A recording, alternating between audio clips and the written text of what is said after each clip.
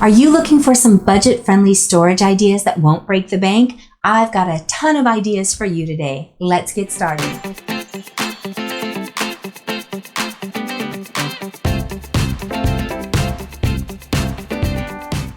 Hello, I'm Noreen Eppley, and I love bringing you ideas for organizing, decluttering, doing DIYs, upcycles, and anything crafty.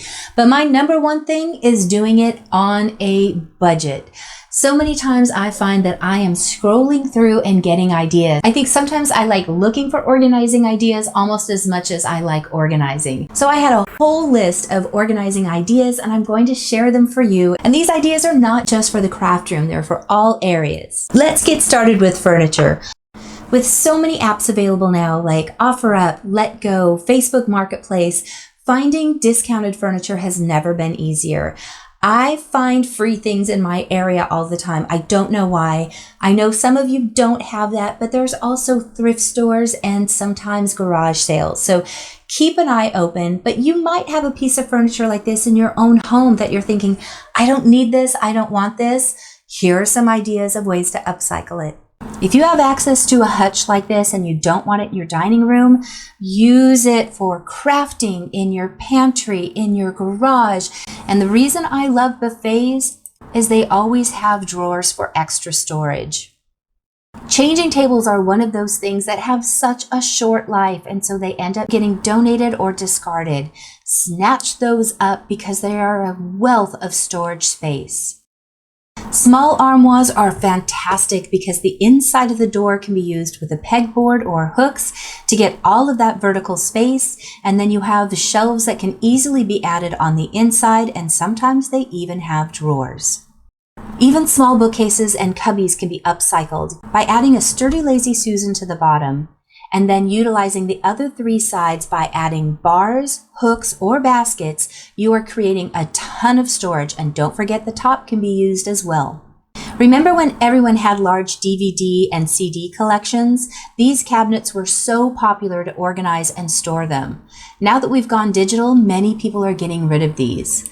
Snatch these up because if you have a small hobby, these are wonderful to store, organize, but close up and have out of sight when you're not using these supplies. Even if you have an existing piece of furniture that's working for you, don't forget the sides for extra storage. By adding some hooks and getting a nice organizer, you could have so much more storage. Or even adding these small curtain rods. It's a great place for large punches, small tools, or other small hanging items. Now let's move into the craft room. CD cases are a wonderful way to organize small stamps and dies, and if you can find a holder as well, you can absolutely categorize and organize these and have them easy to see. Do you have those hangers that have clips for hanging pants and skirts? Use them in your space to organize hanging mats. And if you're using my system of bags, they will hold those large bags and organize all of your flat things, and they're not taking up the normal space where you would have your supplies. I'm always excited to organize in notebooks or file systems those things that traditionally get held in a box. By organizing your stamps, dies, stickers inside of a notebook like this, you also have the ability of either breaking them down into individual notebooks for categories or adding these file tabs to break down the categories. But using this system inside of a file drawer is one of the best ways if you do have a large collection of items. If you're the type that likes to have things out and in the open, get a paper towel holder and you can put all of these page protectors with your items inside on a 3-ring clip and have them take up only about 2 feet of your space on a bookshelf or on your desk. Spice racks are something that we get because we like, but they aren't always as functional as we thought they would be. Why not use them for things like glitter or twine? By having those openings at the top where your spices would have been dispensed, you have a way to dispense your glitters or twines, have them in one space. You can either move it on a shelf or have it out on your desktop. Soda bottles are one of those things that we're always getting rid of. Consider cutting off the spout and using 2 bottles pressed together to create amazing storage. This would be expandable and allow you to adjust the size based on what your supply needs are. But by adding a slit, you can also pull your ribbon out through that slit to have easy access to all of them. Now, getting your supplies off of your tabletop or desk are always what I suggest. By using some Velcro hook and loop tape, you can get these up and out of your way, still be able to see them and have easy access to them. Never underestimate the underside of things though. Here's a shelf where they added an inexpensive Dollar Tree cookie tray. They added little magnets to the bottom of each one of these bottles, and now they have that space open on their shelf, but the supplies are just tucked underneath for easy access. I think this one is super smart. Serving trays or shallow boxes are a great way to create ribbon or washi tape storage. By just adding a simple dowel to the front, you can rest these rolls on top. I always recommend resting them on top because it's so much easier to get access to them instead of having to pull out the dowel and move all of those ribbons. These are great resters and it's an easy, inexpensive solution. You can already see where this one is going. By getting a couple of pizza boxes, I'm sure you could talk to your local pizzeria and get them very affordably. They might even give them to you. You can create as much storage as you need for flat things. This would be a great place to put those items that are drying as well. And you could always decoupage or cover with contact paper to make it fit your style. Hanging file folders, again, are one of my favorite ways to organize things. This is very similar to my own paper storage. The difference is in mine, I have used a large page protector from a scrapbook, and I turned it on its side to add a tab so that I can organize all of my papers. But that page divider is used to house all of my scraps. This has been a game changer in my craft room. If you've not yet watched that video, check it out. It'll be in the description below. Now, this one isn't necessarily upcycled, but maybe it is depending upon what you have in your house for supplies. I love the uniform look of this. It appeals to my organizing heart, but the crafter in me loves that I can see all of the supplies here. So watch the containers that you're getting, whether it's laundry soaps, food items. If it's something you're getting often and it's a larger container, use those to organize a space. It's easy to pull them down, have access, but put it right back up on a shelf. Now, I just covered florals not too long ago, but I'm going to go ahead and show again. Small shallow wire baskets can easily be hung with a couple of T-hooks and hung inside of an area for organizing your floral stems. And those wreath forms can easily be hung on your garment bar with a couple of shower ring hooks.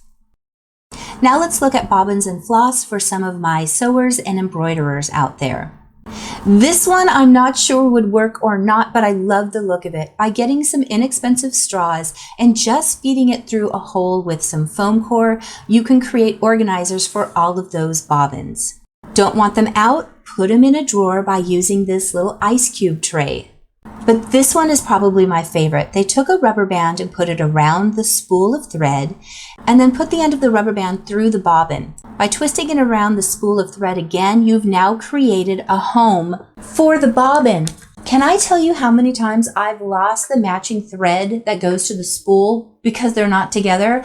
I've already got my little rubber bands. This was a pack of 36 from the dollar store. I'm doing this with my sewing stuff. No more lost bobbins that match the thread. My favorite idea yet. But if you're the type that likes to see all of your threads, get a plank of wood with some little nails and you can get the clothespin and transfer your thread or embroidery floss to have a beautiful visual and know all of the colors that are available. I don't know about you, but I've always had Pendaflex files and I see them at thrift stores often.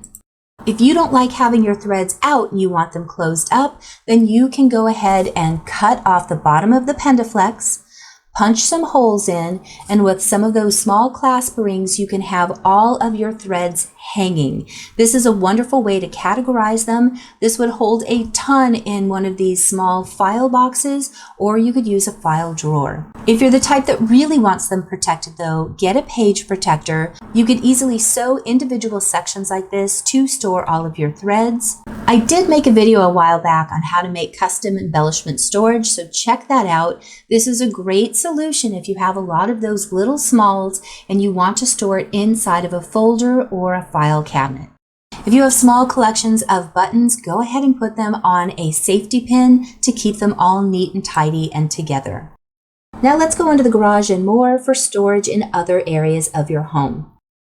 Garages, attics, even storage sheds often have this unused portion that slants down. It wouldn't be very expensive to add in storage by building a shelf that would allow you to use those slanted areas. With the remnant 2x4 and some thicker wire, you can create this amazing plier and wire cutter storage. I love this one. Have extra PVC lying around? With a simple long hook for a pegboard, you can create storage that is vertical for all of these thin, long items. Oh, look, we're back to bags. You know, I love these baggies. With a sheet of wood, you can create long cuts, but don't cut all the way through. This is narrow enough that the bag will slide through, but the closure on the top will prevent it from falling through. This means you could get bags of all types of miscellaneous items off of your workbench, but easy to see, easy to pull out, and easy to put away. But if you don't feel like cutting up a bunch of wood, smaller bags with small hooks will also allow you to spread out your small hardware and see it easily. If baggies isn't your thing, get small clear containers. With a metal washer on the bottom, you can easily attach a magnet somewhere that's convenient for you and have these accessible but have an easy to put away home. Going back to those open rafter areas, by getting an inexpensive shelf from your big box store, you can attach it to the top and create all of these little nooks and crannies for a plethora of storage items. I always see value in big plastic containers, and these heavy detergent containers are no exception. By cutting off the top spout, these are going to handle just about any weight you can put inside of them. The handle makes them convenient to grab and pull off of a shelf. And if you don't like the look of these, you can always paint them and put a label on, but I think these are wonderful storage solutions. Have some extra wooden hangers that you're not using? By adding small cup hooks to both sides, this could store so many hanging items.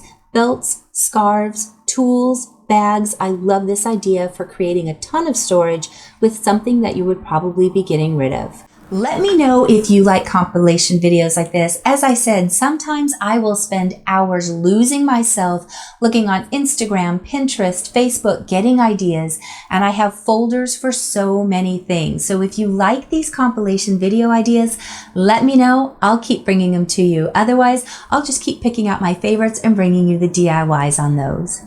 Thank you so much for watching today's video. If you'd like to be my friend, please make sure you click that subscribe button. And I would not have this channel if it were not for the support of my patrons. If you'd like to become a supporter of this channel, please click in the description below for the Patreon information. Thank you so much for watching, and I will see you guys in just a few days with the next video. Bye. I can talk to people all day long, but I get in front of the camera and suddenly my tongue gets this big.